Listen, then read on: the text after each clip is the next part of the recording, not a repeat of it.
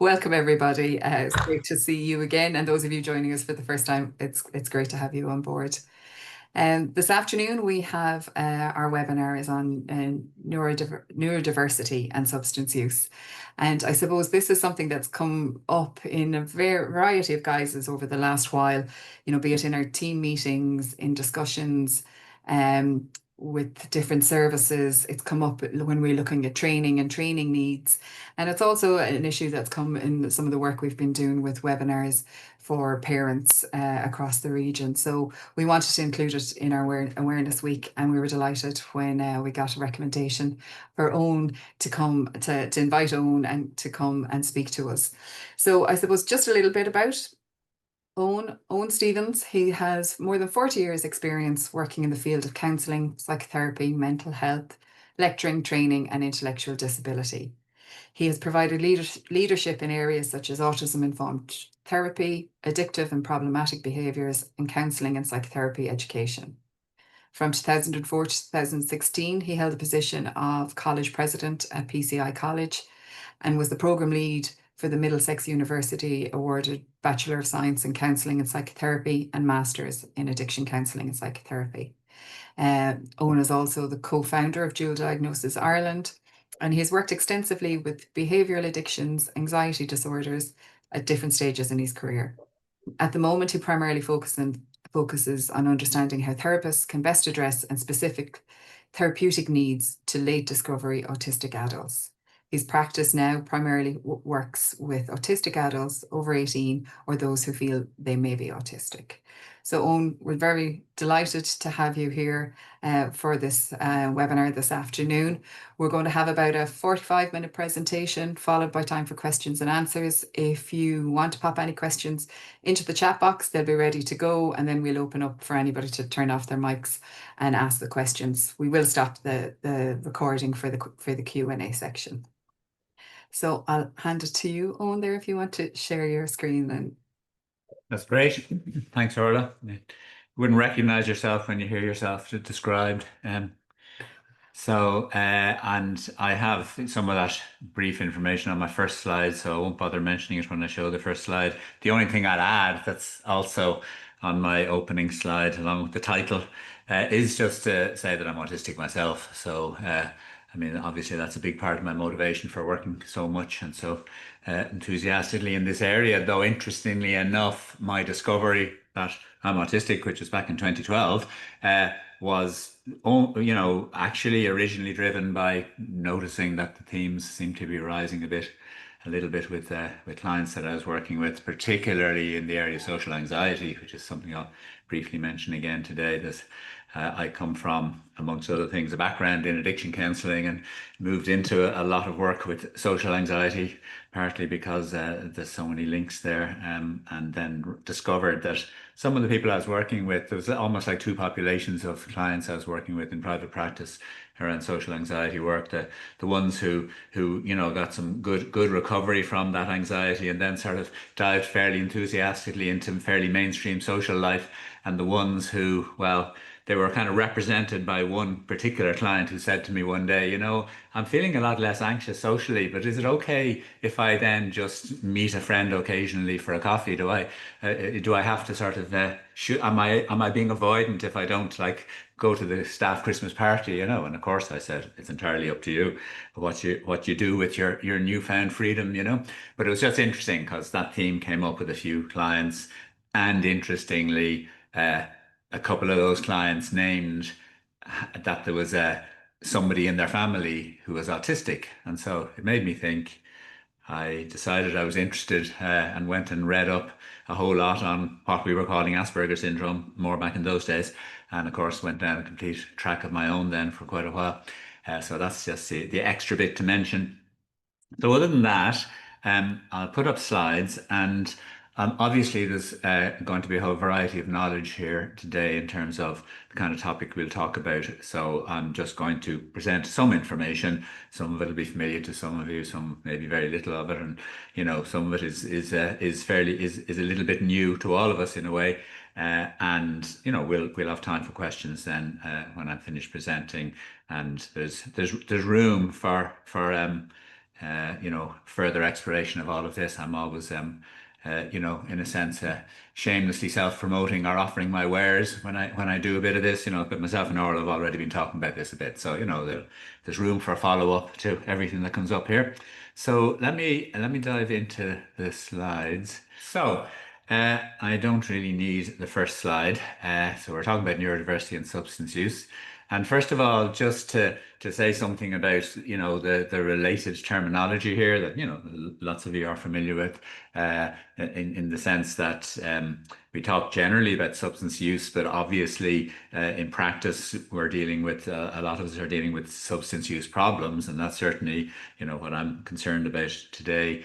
And therefore, terminology like substance use disorder is sometimes used. There's mixed feelings about different terminology around here, so I'm not going to get into that. But certainly, say the DSM, the Diagnostic and Statistical Manual, they talk about substance use disorder, and the term that is also used in this broader area is addiction. And again, people have different feelings about that term and the meanings of it and so on.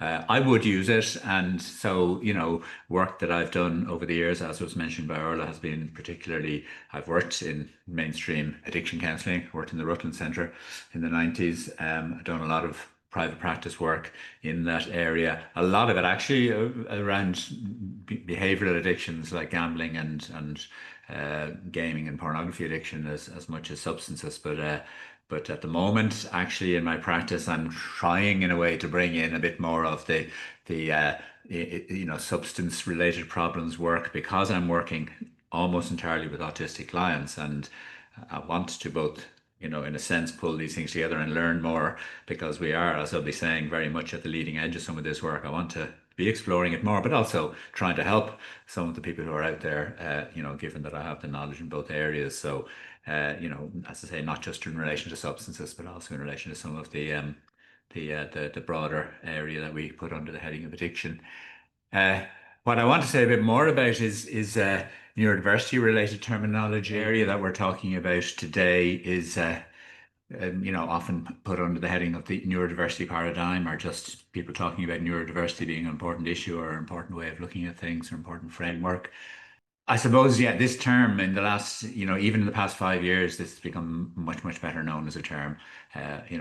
Most people have heard of it, have some, reason to feel and believe that it's an important thing to know about.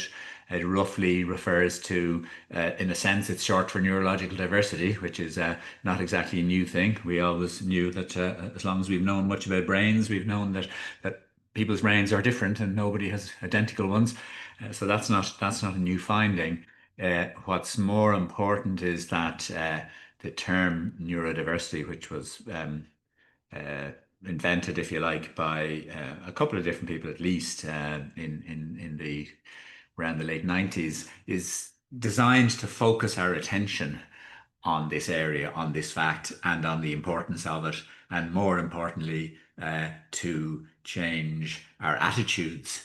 So whenever we put the emphasis on diversity, whether it's gender diversity or ethnic diversity or diversity in sexual orientation, we're generally trying to change people's views and change people's attitudes. We're not just naming the fact, we're saying this diversity exists and we should be more accepting of it, and we shouldn't, treat it as something uh, disordered. Crucially, that's one of the crucial points of the neurodiversity framework or neurodiversity paradigm, and particularly in relation to autism and ADHD, are the best known areas that this has been applied to, and that I'll be mostly focusing on today. Now, I'll be focusing a bit more on autism than ADHD for a couple of reasons. One is that I work more with it. I do work with ADHD as well, but I'm working more with autistic clients, autistic adults. The other reason I'll be mentioning again on another slide, but it's basically that there's been more attention put on ADHD and substance use as an issue already. So there's a lot more information out there. More of the awareness raising needs to happen in relation to autism and substance use. So, but I will talk about both. And in particular, those two areas have been very much the focus of the neurodiversity movement, if you like, has been to say that these things, people who are autistic, people who have ADHD, this shouldn't be seen as a disorder, it should be seen as a difference. So you'll see that second bullet point there, the language, the invitation, the push, the demand in some sense even is for the world to change from seeing things like ADHD and how it presents and autism and how it presents, and I'll briefly talk about those things in a minute. Um, not in terms of deficit, not in terms of things that are wrong with us, and I will use the term us sometimes, being autistic myself, not in terms of some sort of failures or lacks, um, not in terms of disorder. Now, whether that will ultimately be the case in the sense that, autism spectrum disorder and ADHD will no longer be in the DSM the way homosexuality is no longer in the DSM, that's a whole other question, whether that's what's going to happen. But certainly, the further we can move in that direction towards difference, which is what's on the right hand side of that bullet point, then the better as far as the neurodiversity movement is concerned. The more we see being autistic, having ADHD as something that is minority. It's maybe about 4% of the population are autistic, as best as we can tell so far, maybe a little more, maybe could be 6 or 7%. It's a little less clear, the ADHD statistics. So it's a minority of people, but it's a substantial minority of people who are simply different. Their brains are different in a particular kind of way that overlaps with each other. Again, no two autistic people have the same type of brain either as each other, but there are commonalities that we call being autistic. So moving away from deficit and disorder towards difference is the movement. Disability is a slightly more controversial term, or at least people have different feelings around it. Some people would also like to drop the notion of autism or ADHD being a disability. Some people who are autistic or ADHD would find the term useful, either at least in a practical sense, because if you want to look for some sort of accommodations in your job or in your educational setting, then you may need to uh, you know, claim those accommodations, those extra helps on the basis of disability legislation. In which case, you need to be formally diagnosed as autistic or ADHD, and you are then, applying to the disability service. And so, from a pretty practical point of view, that term is still widely used. But other people would also say that they use the term simply because it describes their actual experience. They would say, no, I don't think there's anything wrong with me, but in practice, I am disabled. For instance, in terms of a workplace or in terms of an educational setting, the way it's set up disables me. It's what they call the social model of disability. It's that the environment disables people, like a wheelchair user when there's no ramp or no lifts in the building. So disability is a slightly more mixed term these days, but it's useful just to have at least a bit of a sense of that this is the new talk, if you like, and the new way of looking at things within this paradigm. Neurodivergence sometimes gets mixed up with neurodiversity, and sometimes an autistic person might be described as being a neurodiverse person. Strictly speaking, a person can't be diverse, only a group of people can be diverse. So, strictly speaking, now, neurodiversity is a term that applies to the whole human population. We are different from each other. Neurodivergence applies to these minorities that diverge from the majority, and the most common and in a way closest to the norms of society type of brain. So in other words, we sometimes call that neurotypical, but it's not the most useful term in the world, because it's not a type. It's just anyone who doesn't experience themselves as neurodivergent and finds society as it's set up and the norms of society reasonably amenable to them. But neurodivergence refers to things like autism and ADHD that we'll be talking about today. So, to be neurodivergent is to be someone who's dyslexic or autistic or has ADHD or more than one of those things. Dyspraxia then can be another one. You can be autistic and dyspraxic, or indeed, as we've recently discovered, autistic and ADHD. It used to be thought that wasn't possible. And then there's other terminology, other neuroterminology. Neuroaffirming is probably, or neuroaffirmative is probably the most important one. And so, when we talk today about neurodiversity and substance use, we're automatically talking about educating ourselves around this area so as to be more neuroaffirming in our work. Those of us who are working in that area, with people who are struggling in some ways and whose lives are being negatively affected by substance use, to do that in a neuro-affirming way. And the biggest step in doing that is educating yourself a bit and being a bit more aware. And then there's new terminology. So we're using terms like masking a lot, and I'm going to talk about that in a minute. I'll show you a slide on it. So I'll leave it for now. But terms like masking are really important in understanding the experience of being autistic or having ADHD.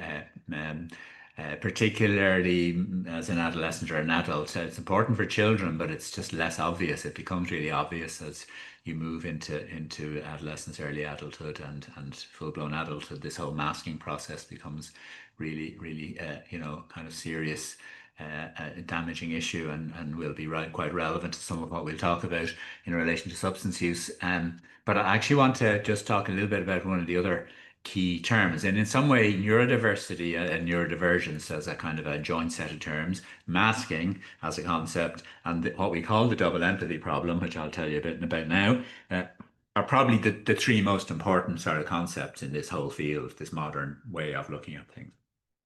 So I'll come back to masking in a moment in another slide, but the double empathy problem was a concept invented by a British psychologist, Damien Milton, who's autistic himself. About just over 10 years ago, I think he came up with this concept in response to the fact that there was a big argument going on about whether autistic people by nature are very low on empathy. And another British psychologist, Simon Baron-Cohen, had, very strongly put out the notion that this is the truth and it had been widely accepted. And a lot of autistic people were saying, but we don't think it's true. We think, based on our own experience and our experience of each other and so on, there seems to be plenty of empathy going around.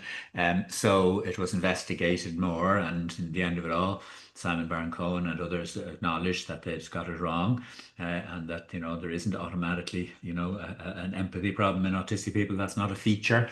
Some autistic people, of course, like anybody, maybe not the most empathic people in the world, but it's not a feature of autism. So what Damien Milton was exploring was, why might that mistake have been made? Why did we think it was so convincing for a long time that autistic people were low in empathy? And this is leading to an important point, particularly again for those of us in helping roles with neurodivergent people.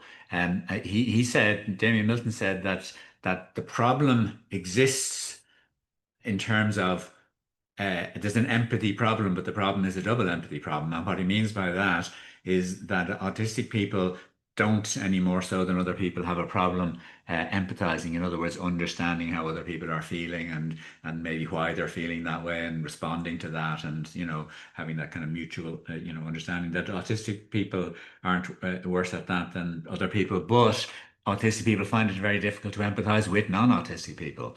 He's simply talking about difference here. He compares it to cross-cultural difference, how empathy problems can often arise across cultures, because we don't understand why, for instance, we've annoyed each other, because we don't know what the expectations of that culture are, and even when they're explained to us, we don't know why. And so he's saying, look, that the problem is autistic people do have difficulty empathizing, as in understanding and connecting with the feelings of non-autistic people. But it's a double empathy problem, because non-autistic people equally have a problem empathizing with autistic people. It's just that autistic people, and the same applies with ADHD and other forms of neurodivergence. The minority always gets the rap, in a sense, like if you're the foreigner in another country and there's an empathy glitch, then yeah, you're the one who has to do something about it, because everyone else understood what happened and why there was an annoyance, and so yeah, you're the minority. So he's saying, yeah, just both sides have difficulty empathizing with each other. And what needs to happen is, it needs to be treated as that. It needs to be treated as a mutual problem, that we're both trying to understand each other, the minority of autistic or ADHD, or jointly ADHD, as they call it nowadays.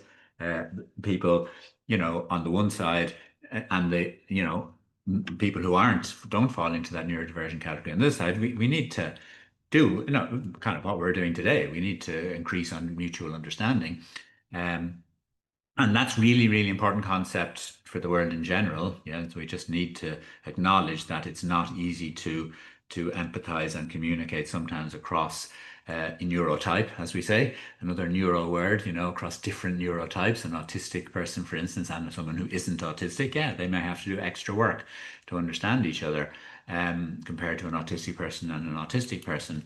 Uh, but we need to do that work. And very useful concept to have in mind any professional work that we're doing as helpers, because if we're working with somebody who is of a different neurotype to us, if we are, I mean, one of the things I find is that I'm working with loads of autistic clients, then yeah, there's a very quick sort of mutual understanding compared to what a lot of people experience in a lot of the rest of their lives. The autistic client will feel, often much more quickly understood by me. Not magically, it takes work still, but certainly if we are working with autistic or ADHD clients, I'm not ADHD, for instance. So when I'm working with ADHD clients, we need to be conscious of this double empathy problem and be working to resolve it and maybe even name it. So that's a useful piece. As I say, if you take nothing else from today, then look up the double empathy problem. Um, uh, Masking is the other really crucial concept, and that is, the way in which people who are neurodivergent, and you can already, as I talk about this, you'll see some of the connections with things with substance use and sometimes substance use problems. Uh, it's masking is the word we use, and it's not an entirely useful word. Some ways it's a bit misleading. I'll come back to that in a moment. Uh, it's a word we use to describe the huge extra efforts that people who are part of a neurodivergent minority, like they're autistic or they're ADHD, and they don't know it growing up, which makes it even more complex. They just feel really different and feel there's something wrong with them, and I'll come back to that in a moment. Then the extra over adaptation, the sort of morphing into something that we aren't really, in order to fit in to some extent. In other words, to be somewhat accepted. The kind of camouflaging and managing of our identity and developing of a false self and managing the stigma. Stigma management is a useful term, because what people are doing is they're trying not to be and not to do the things that draw stigma upon them, that get them laughed at, that get them slagged, that get them bullied, that get them excluded.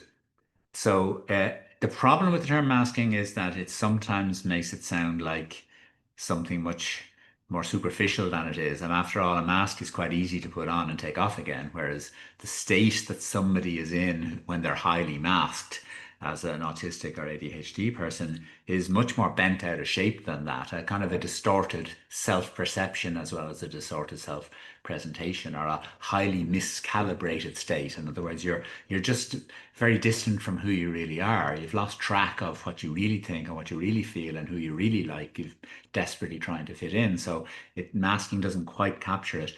Also, as well as being, easy to put on and off, a mask is also something that fools other people but doesn't fool you. You know who you are. Whereas this process we're talking about here, people do lose track of who they are to at least some extent. And it's an important part of the work we end up doing with people then, is helping them to find, now that you know you're autistic, or now that you know you have ADHD, or maybe both, then, what does that tell us maybe about a more accurate version of your operating system, as they say, who you are. But it's can be pretty profound, and do pretty profound damage. We sometimes would see it as a form of traumatization that happens to minority groups, not just minority neurotypes, a kind of a complex post-traumatic stress. It leads to low self-esteem, self-criticism, self-hatred, shame, imposter syndrome, burnout. And, it's done for reasons that are understandable, to try and achieve a little more sense of safety and comfort and peace in your life. Growing up, particularly adolescence, is a crucial time for this. Seeking more validation and acceptance and belonging, more success and achievement, and so on. And, some of the links already, I think, jump out in relation to what happens in some people's substance use history. I mean, first of all, some of the things that we're talking about at the very bottom there on those 3 bullet points in the bottom of the slide, are things that substance use can help people with in a short-term way, both in a fairly immediate change of feelings to feel, for instance, more safe or more confident, but also simply part of a peer group, because obviously often that's sort of adolescent peer group experiences, for instance, certainly often involve belonging because you are also using a particular substance. But it's also can be seen again, and this is a common theme in when we're working with substance use problems and other addictions. It's also, as time goes by, certainly it can be something that increasingly can be used to try and substance use of various kinds. I'll come back to that shortly.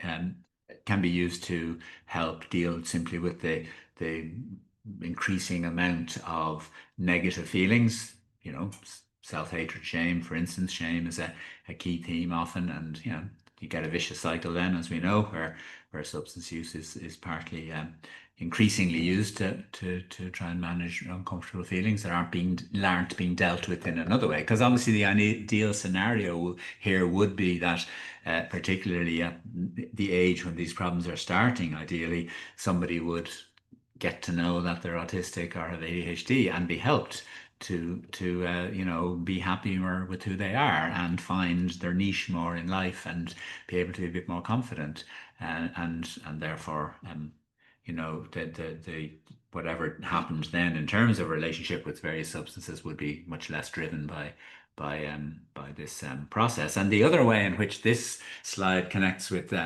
substance use is that simply substance use can simply be part of the masking. I mean, it is easier in some ways to fit in, shift your personality and how it presents to other people, but also even easier, it's easier also to sort of morph your personality inside yourself and just convince yourself, for instance, that you're enjoying a social occasion that you wouldn't enjoy if you weren't. I suppose alcohol would be the obvious example here. So masking is a very key concept to understand if we're to understand the links between minority neurotypes and substance use.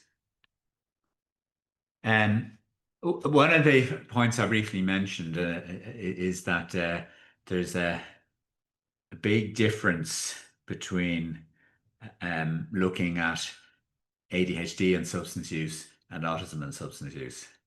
And the big difference is that it's long been known that there's a very important connection between ADHD and substance use and problematic substance use. That's been fairly well researched. It's almost part of nearly popular knowledge to some extent. It's not uncommon for people to know that at some level they've heard about it.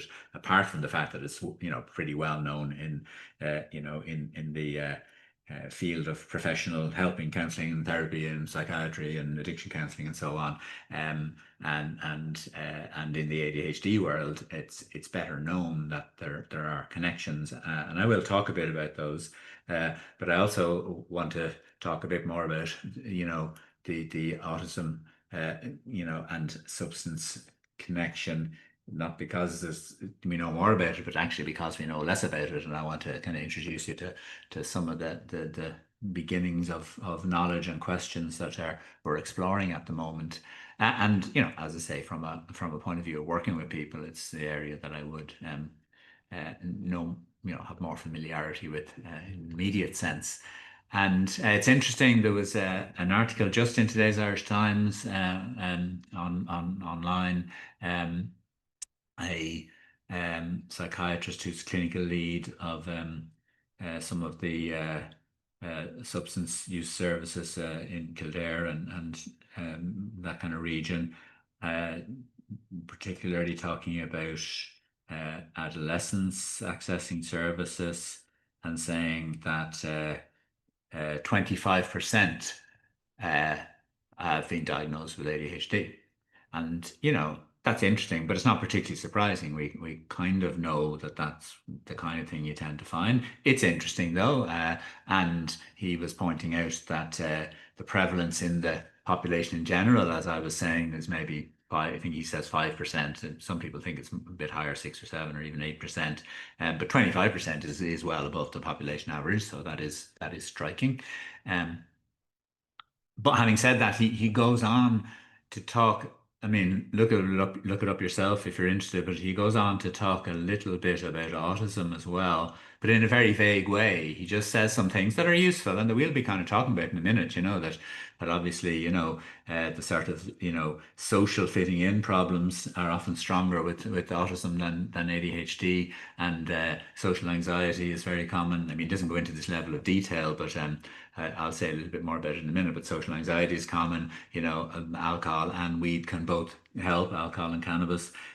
But he doesn't give any statistics, and that's interesting because there aren't really any statistics. I mean, he doesn't have statistics, obviously, for the service he's lead of, which is interesting, though he has statistics for ADHD, but in general, there aren't much statistics. So that's just, another key point to take from today is that, that's where we're at. We're at a point in history where we seriously need to be researching and taking, a deep interest in the autism substance use connection, because it's not really been looked at very closely. I'm sure people are busy looking at it right now. There's a couple of papers that have been published, research papers, and I will mention them.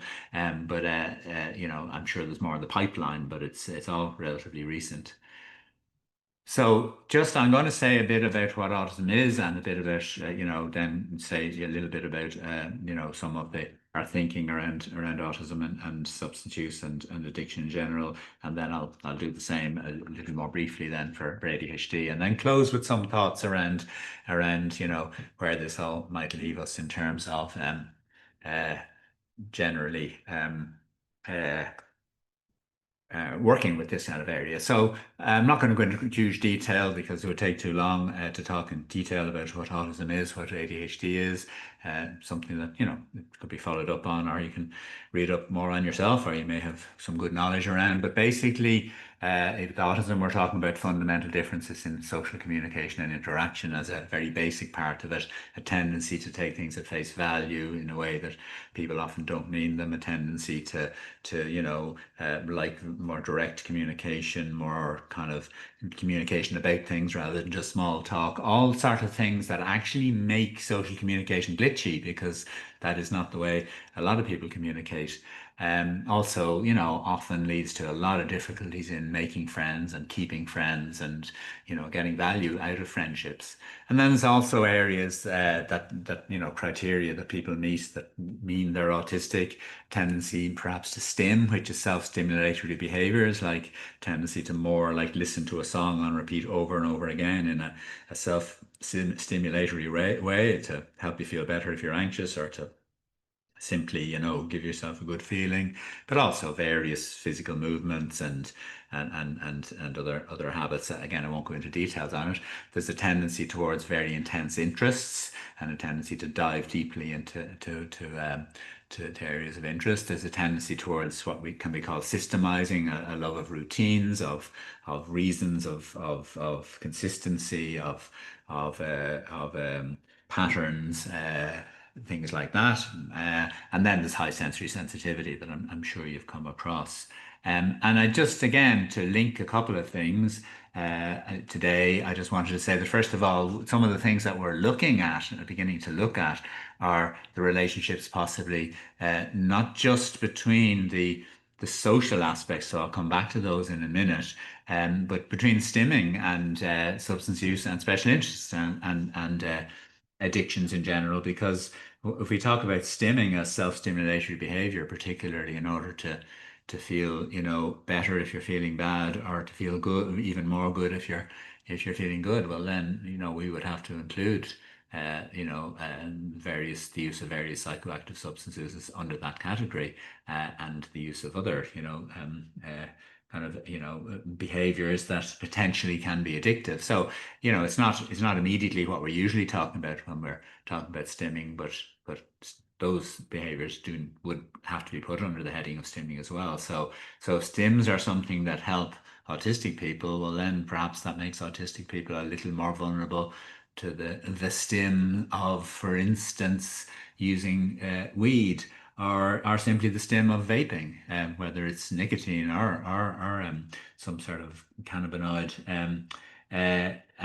because the stim then would involve not just the inhaling of a psychoactive substance, but involves the physical actions involved in smoking. Uh, so, all this is new territory. We don't fully know kind of what we're looking at here because it just hasn't been looked at enough yet, or at least hasn't been published yet.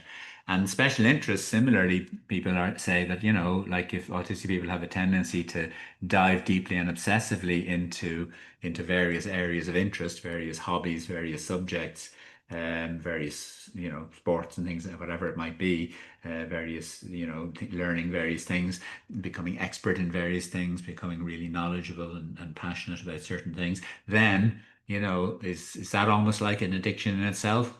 The answer is no to that, as in, those things don't necessarily lead into addiction, but they can lead into addiction if you're dealing with something like a psychoactive substance like alcohol or weed, or cocaine, heroin, whatever it might be, or something like gambling or gaming. And then, yeah, there could be a bit of an extra tendency or vulnerability there. But the highest level of vulnerability that's pretty obvious in terms of autism and substance use is in relation to the very common social anxiety and low self-esteem that we find so far in at least 50% of autistic people seem to meet the criteria for social anxiety disorder, and it's probably more, I would suspect.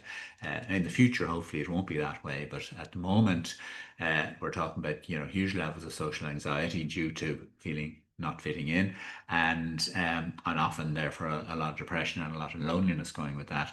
I mean, it's pretty obvious fact that most people would accept, and would be probably well represented in things like movies and TV shows and literature of various kinds, is that one of the things that most quickly, one of the relatively easily available substances that most quickly and easily helps social anxiety and loneliness is alcohol. So it's pretty clear that alcohol and autism is a very, very under-researched and underexplored area, and I predict that, yeah, it's something we're going to be having to look at an awful lot more. So in the work that any of you might be doing, yes, I think keep an eye out for this, because and it'll be part of my own story. I mentioned that I'm autistic, but I never quite fully understood why my own 20s were so horrifically difficult and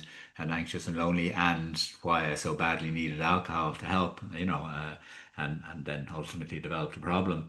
It was only much later in life that I discovered that I'm autistic that really made sense. So we need to become much more aware around this, around the fact that alcohol is an almost obvious way for young autistic people to go if they get a chance, and if it's acceptable in their peer community. Obviously there's a shift happening culturally there, as we all know, from alcohol away towards cannabis, towards weed, and that is certainly based on kind of clinical experience and feedback from clients and talking to other therapists that I know. Again, I don't it's only a small amount of research on this so far.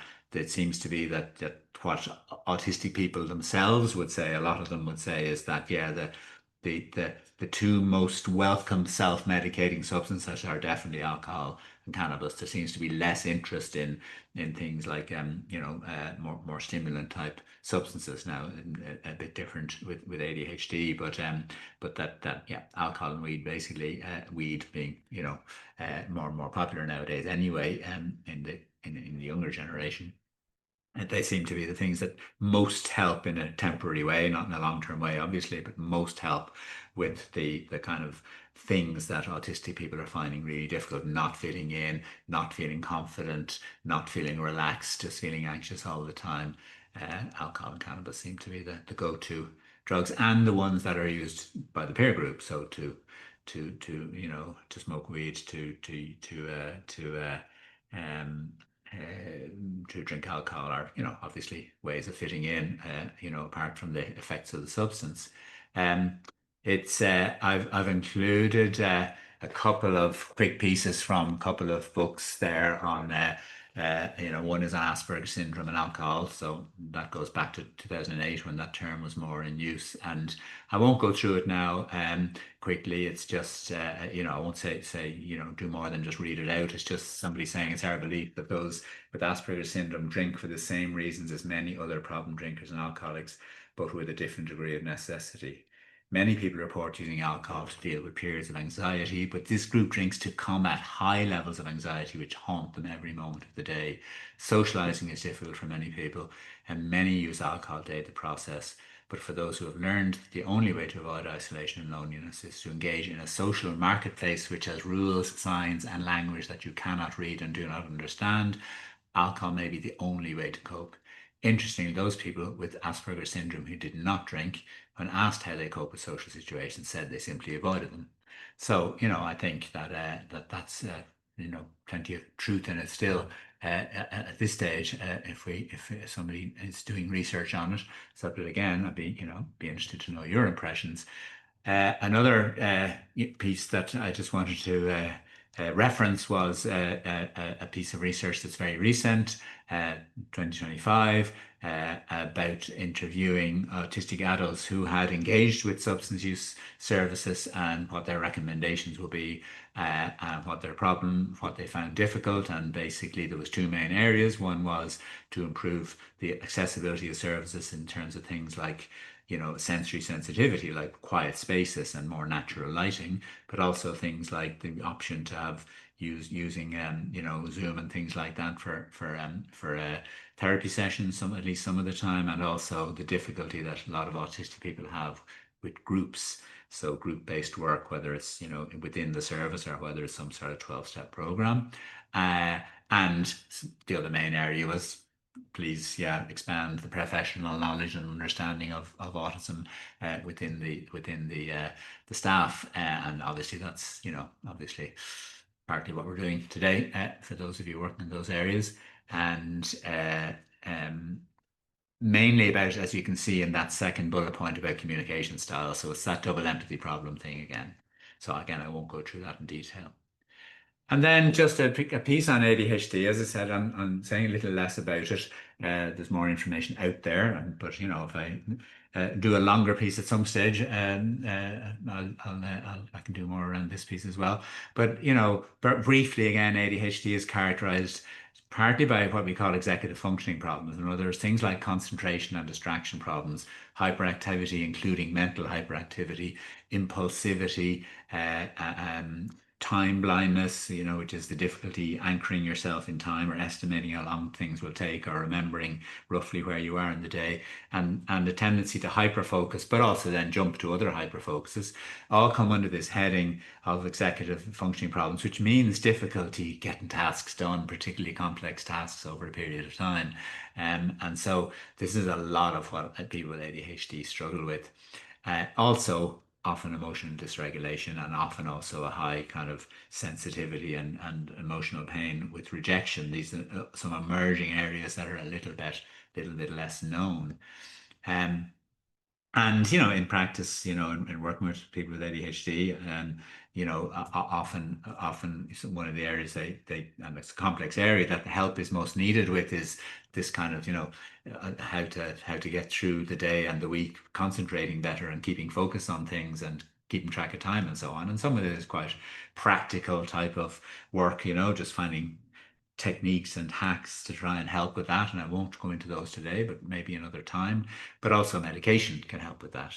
So as I'm sure you know, medication is available and helps a lot of ADHD people if they want to try it. Stimulant medication, paradoxically, but it seems that this stimulant works to stimulate the brakes rather than the accelerator. In other words, the frontal lobe seems to be helped by the stimulant medications like Adderall and Concerta and Ritalin and things like that.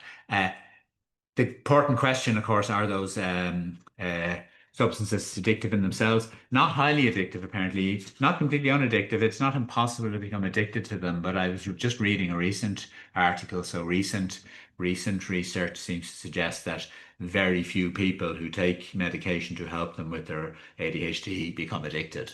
It's possible in theory, but it seems to be very rare, in the sense that most people just use it in a way that's useful for them. They don't start going down the track of increased use and increased tolerance and all of that. So that's a useful piece to know. And the sort of risk factors in within ADHD are better known. There's a higher chance of people with ADHD being in, substance use services with problems because of higher impulsivity and higher risk taking, because of a even higher difficulty with what we call future discounting. I mean, people in general develop bad habits and addictions because we don't take enough account of the future effect on ourselves, but that's a bigger problem for people with ADHD. Inconsistency, hard, those executive functioning difficulties, harder for someone with ADHD to, for instance, focus on, trying to deal with a bad habit with substances. And also a little bit like autistic people, high levels of, experiences of rejection and not fitting in. Now, the social themes are higher in autism, but they're not non-existent in ADHD. And then finally, just a quick thought on some of you, maybe all of you, indeed, might be familiar with motivational interviewing, for some of you are. Just I thought it was an interesting piece to mention at the end that I find motivational interviewing a particularly valuable approach in a lot of the work I do. Obviously, in the field of addiction, it's well established in that area, in the field of substance use, but also working with autistic and ADHD clients. Partly because it has this very strong focus on not just partnership and acceptance and efficacy, but compassion. And I think there is often high levels of shame, between the shame around the unhealthy substance use and the shame around growing up feeling so different, autistic or ADHD. There's a lot of shame, and so therefore I think the focus on compassion is important, along with the usual focus on ambivalence. As I said earlier, the very discovery of being autistic or ADHD has its own mix to it. It's an ambivalent feeling. There's a lot of focus then has to happen on, well, who am I then, and so that's ambivalent. And of course there's ambivalence in areas of substance use problems. So it's a useful approach, I think. Plus it has a good bit of structure in it, like for instance the stages of change model. So I think again both recovery from a substance use problem can be well characterized by this classic model that I won't go into today, but some of you are familiar with it, where you're going through, first of all contemplation, then preparation, then obviously often falling out of that again, and then maybe back into it, makes sense, starting to make some change through action, and then maintaining the change, maybe not, maybe relapsing. There's a strong parallel there for the struggle to come to terms with an autistic or ADHD identity as an adult or adolescent, along with if somebody has developed a substance use problem at the same time. Then the same model, of course, that's what this model was designed for, was that area. So it's a good overlap model, I think, that helps us maybe work with the changes that have to happen with neurotype, neurodivergence discovery, and also with substance use problems. And then finally, just some references there. Okay. So that leaves us 10 minutes if we have some questions or comments, indeed. Thanks very much, Eoin. I know there's a lot to put in a short period of time, so it certainly will be something we'll be coming back to for a longer period of time, hopefully in the new year. But if anybody'd like to unmute and ask a question, now's your opportunity. Well, I'll take the opportunity. Micheál Durkin here, the Drug Task Force Coordinator. Thanks for that. It seems to me like it's something we really need to explore, and I'm not sure we fully understand it in the services. And I wonder how should we better equip ourselves to start to notice people who probably need a more expansive approach to their treatment. Well, I mean, if I was, in principle or indeed in practice, to take what I just talked about there and expand it, and as I said, I can do that, but equally you can get the information elsewhere. But if I was to take it and say which bits would we expand on first in order to further help people to get the knowledge they need, I would say, first of all, just simply what is autism? What is ADHD? Like, what is it to be autistic? I just threw in a few quick points there, but to expand on that, and the same for ADHD, what is it actually like for someone to have ADHD? What are the experiences like? What are the struggles? What are the strengths? It's in a sense to be either of those things. It's just a neutral thing to be. It's just that in certain circumstances, a lot of circumstances, it's difficult, and in some circumstances, it's nothing in particular. If you're just sitting home on your own, you're just autistic. But and in some circumstances, there's real strengths. But to get a real sense of that in the case of both autism and ADHD is the key thing that anyone in the helping professions needs to do, really, is to get a clearer sense of, well, just what would I expect? I still need to get to know this person as an individual, but if they're autistic, I can already kind of have a sense of where some of the different themes are going to be and what some of the likely experiences they might have even right now in the moment with me, and all that kind of overcoming the double empathy problem, basically, that's the key thing. And the second key thing, and I've more specifically focused on some of I think interesting things we need to be thinking about in relation to substance use today. But the other thing that I would talk about more in a longer piece, and that the information is available elsewhere, is what does that mean then in maybe terms of some of the adaptations we might make just in how we work, not massive ones quantitatively, but the ones we could make, for instance, in relation to the sensory nature of the environment we're working in, lighting, for instance, but also things like how we would deal with not so much even the sort of the work with somebody, but almost the bits around that, the communications outside of sessions, the getting the session started, because that often happens with a little small talk, but autistic people are often quite uncomfortable with small talk. All those little kind of adjustments to autistic and ADHD people, they're the two things really that most people need expansion on and benefit a lot from getting more on. I wonder in service assessments, do we even ask the question? Well, I mean, those are other aspects. I mean, there's a few questions there. What do we do if we know a client is autistic or ADHD because they say so, and that's increasingly happening and gonna happen. What do we do if it happens to come up, like in the sense of, even we're wondering as we work with a client, particularly if you gain a bit more knowledge around it, you might find yourself wondering. And then the third question that I think, that you're touching on there is, are we looking for it? In other words, are we actually asking? Are we open to stirring the pot a bit and finding out, how many people we're working with might be wondering, or, even have given a lot of thought to it, or might give a thought to it if we raised it,